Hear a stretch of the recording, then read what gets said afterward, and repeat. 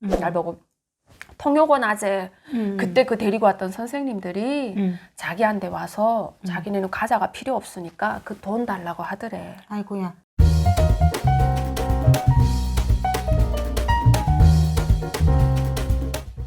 시청자 여러분 안녕하십니까? 네, 안녕하십니까. 예령TV에 놀러 왔습니다. 하연씨 반가워요. 네, 시만이라고 합니다. 저 모르시는 분들 없으시죠? 여러분 우리 하연씨 구독자님들께서 굉장히 많으시니까 뭐 우리 예쁜 하연씨 또 이렇게 와서 또 댓글 많이 달아주시고요. 네. 네 여러분 우리 하연씨를 또 만난 김에 제가 또 하연 씨도 중국에 좀 몇 개월 있었다고 했잖아요. 8개월 정도 살았어요. 네, 그리고 또 이제 우리가 한국에 오니까 너무 막 뭐가 넘쳐나잖아요. 이런 걸 보면 또 북한에 우리가 막 돈도 보내고 또 뭐 필요한 거라고 생각해가지고 막 이것저것 내보내잖아요. 막 그런 데 대해서 내가 좀 실제로 정말 북한 사람들한테 뭐가 필요할까 이런 생각을 또 많이 해보게 되는 또 그런 시간이 되다 보니까 하연 씨랑 그런 얘기 좀 해볼까 합니다. 하연 씨는 이제 중국에 있을 때랑 좀 돈도 보내주고 그랬댔어요? 돈은 보내줬는데 돈 이외에 뭐 보내준 건 없어요. 저는 그때 그래요?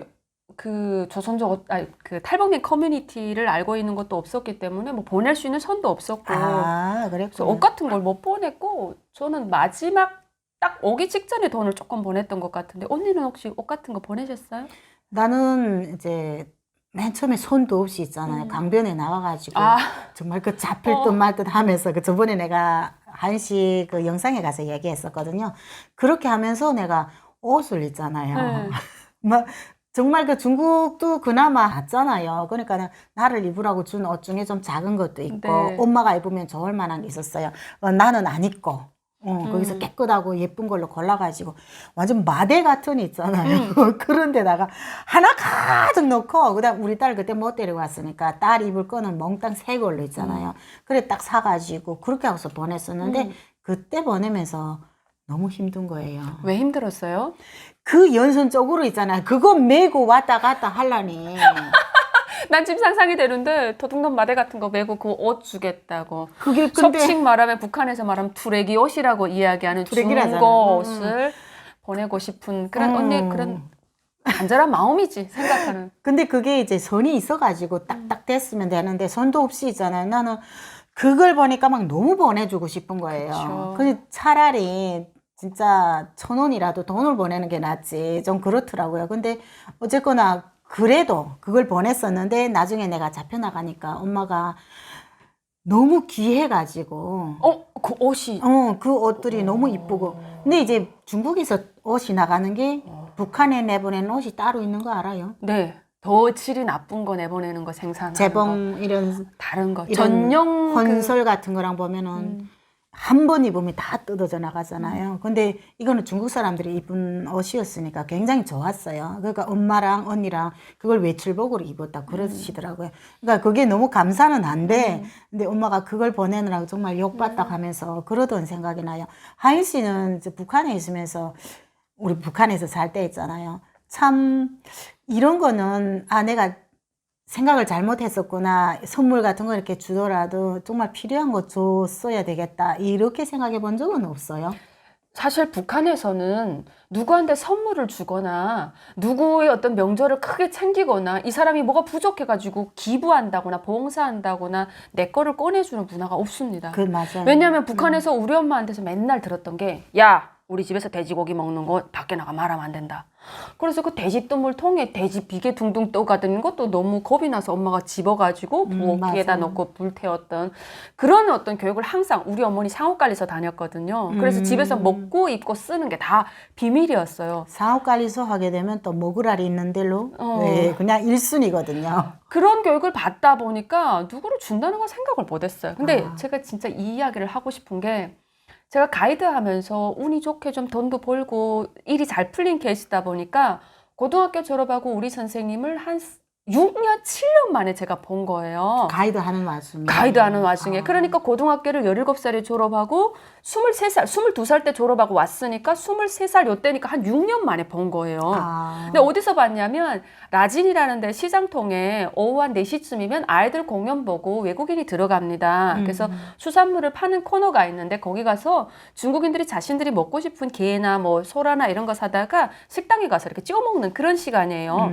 그래서 그 사람들은 그 바닷가가 없는 지역에 있는 사람들이 하얼빈이나 이런 데서 나오면 거기를 꼭 들리고 싶어 해요. 그래서 참관 시간이 있어서 막 들어가는데 선생님이 나를 보고 막 반가워하는 거예요. 6년 만에 봤는데 우리 고등학교 선생님이 그러니까 우리 6년 동안 데리고 있으신 선생님이거든요. 담임이 안 바뀌잖아요. 북한은 안 바뀌죠. 담임이. 그러니까 짠한 게 있잖아요. 엄청 친숙한 이런 것도 있잖아요. 맞아요, 6년이니까. 맞아요. 정이 들어요. 선생님 그러니까 우리가 이동했던 자유가 없기 때문에 내가 학교를 졸업하고 우리 집이 선봉 지역에서 라진으로도 이사 왔기 때문에 갈 수도 없었어요. 만날 수도 없었고.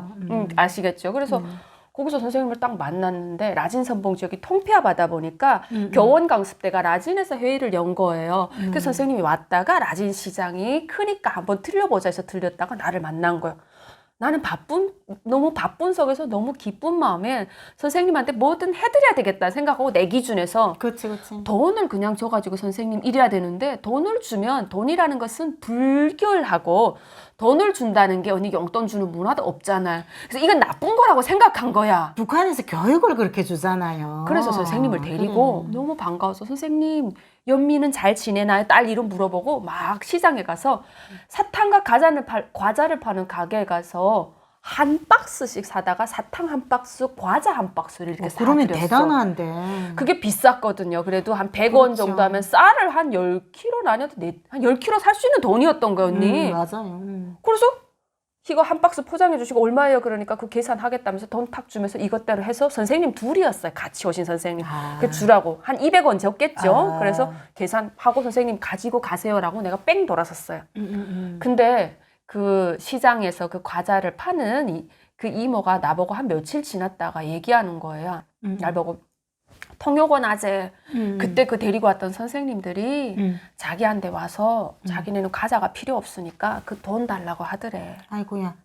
자기는 과자라도 팔아먹어야 돈 버는 입장이잖아요. 근데 나 그거 안 줄까 하다가 아재 얼굴 봐서 선생님들이 아이들이 집에서 굶고 있으니까 자기는 쌀을 사가고 싶으니까 돈을 달래서 내 그냥 그 돈을 돌려줬으니까 아재 알고 있어요 통역원 아재 그래 자기 잘했다는 걸. 그치 왜냐하면 그래야 그 아이들 관광의 어떤 그 공연 보러 갔을 때 그 매대에 가서 뭔가 과자를 살 때 그거를 사게 해가지고 가지고 가고 선물이 좀 필요해요. 그때 내 거 사달라고 그러더라고. 나 이렇게 이쁜 일 했으니까 너 알아줘. 근데 저 그때 망치로 얻어맞은 것 같았어요. 그랬겠다. 선생님은 내가 그 돈을 내면서 계산해 주세요. 나 먼저 갈게요라고 갈 때 그 돈을 얼마나 가지고 싶었겠어요. 그러게. 그럼 그때라도 나한테 야 아무개야 나는 돈이 필요하다. 나는 그 과자는 안 가져가겠다라고 이야기하면 되는 그 말 못하고 나 간다음에 제발 해가지고 아마 아이고야. 그 내가 준 돈보다 좀 적게 줬다고 하더라고. 그래가지고 돈을 받아가지고 자기네가 그래야 가면서 쌀을 사가니까 제발 사정해가지고 돈 받아갔다는 게. 그래서 난 그 말 듣고 망치로 얻어맞은 느낌이 들었어요. 그래서 북한에서는 환불 같은 것도 안 해주잖아요. 안 해주죠. 근데 자기가 그걸 했다고 얘기하더라고. 그래서 해줬어요라고.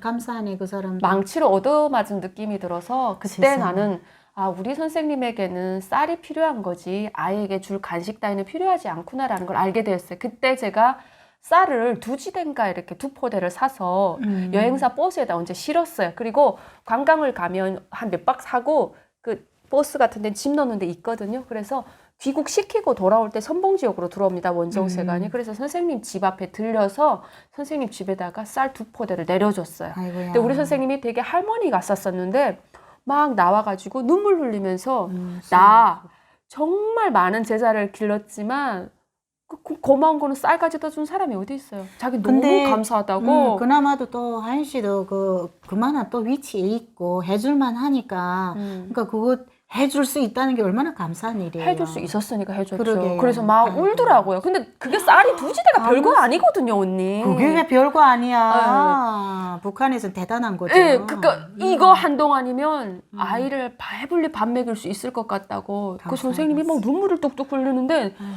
이 선생님이 쌀 1kg가 없어서 얼마나 힘들게 사는지를 일반 북한 주민들의 어떤 그 고통이나 아픔에 대해서 내가 너무 모르고 있었구나라고 생각하면서 사실 그 눈물 흘리는 모습이 너무 마음이 아팠어요. 저 오면서 내내 생각하고 있었던 게 내 친척들이나 주변 사람들에게 도울 일이 있으면 쌀을 사줘야 되겠구나. 그게 제일 1등 가는 선물이구나라고 생각했어요. 최고죠. 예, 하윤 씨가 정말로 이제 느끼는 바가 컸다고 하는데 정말 북한 주민들에게는 뭐 옷도 정말로 중요하죠. 옷도 정말 중요하거든요. 그렇지만 해도 제일 중요한 게 좀 먹을 건 것 같아요. 정말 지금 여러분 우리는 정말 뭐 다이어트 해야 되고 먹는 것도 뭐 좀 세 끼 먹다 두 끼 먹어야 되고 뭐 어떤 분들은 한 끼 먹는다고 그 난리를 치고 있는데 북한에서는 그놈의 그 먹을 게 이제 먹을 게라는 게 하윤 씨 한번 생각해 봐요.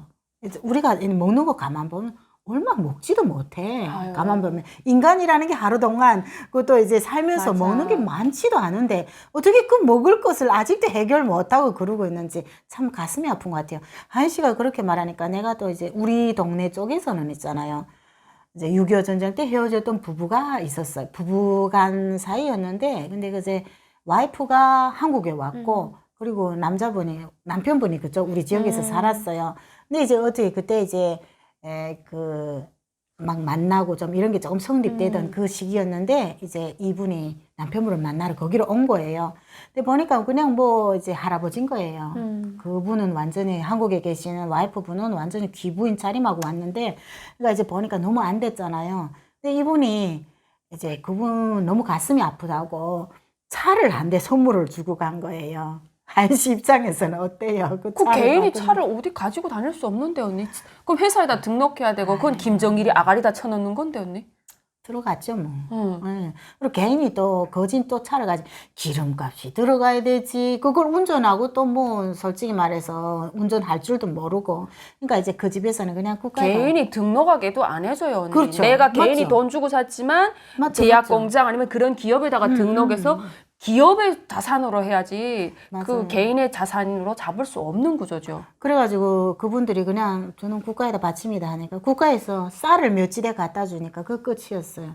그러니까 이제 그 하윤씨 말 그다음 내가 그 생각을 딱 해보니까 그때 그분이 돈이라도 몰래 지어주고 안 그러면 쌀이라도 갖다 주고 차라리 그렇게 했으면 그게 더 낫지 않았겠나 이래 생각해 보는데 정말 여러분들께서도 이제 생각을 해보면 아 이제 통일이 되면 이제 북한 주민들을 만났을 때 나는 뭘 해줄까? 이런 고민을 한 번씩 해보셨을 겁니다. 그럴 때 뭐, 정말 이제 귀한 책을 한 권 주시고 싶은 분도 계실 거고, 네, 이제 예쁜 옷을 사주고 싶은 분도 계실 거지만은 가장 중요한 거는 이제 먹거리인 것 같아요. 그래서, 우리 하윤 씨랑 저랑 하는 얘기 들으면서 여러분들께서도 이제 딱 만나면, 북한 주민을 만나는 날이게 되면 정말 초코파이 하나라도 먹을 수 있는 거, 네, 그런 거 주시는 게 낫지 않겠나. 참 가슴 아픈 얘기다 말하다 보니까. 그 선물을 받는 사람의 입장에서 우리처럼 생각하고 이게 금목걸이인데요 하고 뭐 반지인데요 이렇게 하나 줘봤자 북한에서는 그 물건 가격을 쳐서 받을 수도 없으니까 제일 맞아. 현실적인 것은 쌀을 살 수 있는 현금이나 쌀을 선물해 주는 게 제일 최고로 좋은 선물인 것 같아요. 그때 그 사랑의 불시착에서 딱 표현이 되잖아요. 뭐라 했어요? 사랑의 불시착이라는 그 드라마에서 그 북한에 대해서 하는데 그 이분이 그 반지를 받은 거 맞아. 가져가니까 염소를 받아오고 네. 뭐 돈 조금 받아오고 막 가치를 이러잖아요. 모르죠. 가치 자체가 있을 수가 없거든요. 그래서 이제 북한을 지원하고 싶은 분들이 혹시라도 이런 방송을 본다 하게 되면 쌀, 먹거리를 지원해 주는 것이 북한 주민에게는 가장 그 기초적이고 정말 가장 큰 선물이 아닐까 그렇게 생각해 보는 시간입니다. 뭔가 다 풍족하고 이런 곳에서 살고 있는 우리니까 또 오늘 또 이제 하윤 씨랑 이런 얘기를 하면서 이제 그 북한에 대해서 알아가고 싶은 분들이 계실 거라 생각하면서 또 유익한 방송 시간이 아니었나 이렇게 생각해 봅니다. 여러분 우리 하연 씨랑 함께하는 방송 또 마치도록 하겠습니다. 하연 씨. 네, 시청해 주셔서 감사합니다. 좋아요 꼭 눌러주고 가십시오. 예령TV 구독과 좋아요는 사랑입니다. 한마디만 좀 부탁드립니다. 네. 예쁜 목소리로. 여러분 예령TV 구독과 좋아요는 사랑입니다. 구독, 좋아요 꼭 눌러주고 가십시오. 네, 우리 하연 씨 응원 힘입어가지고 예령TV 보신 분들 구독과 좋아요 꼭꼭 눌러주십시오. 여러분 감사합니다. 감사합니다.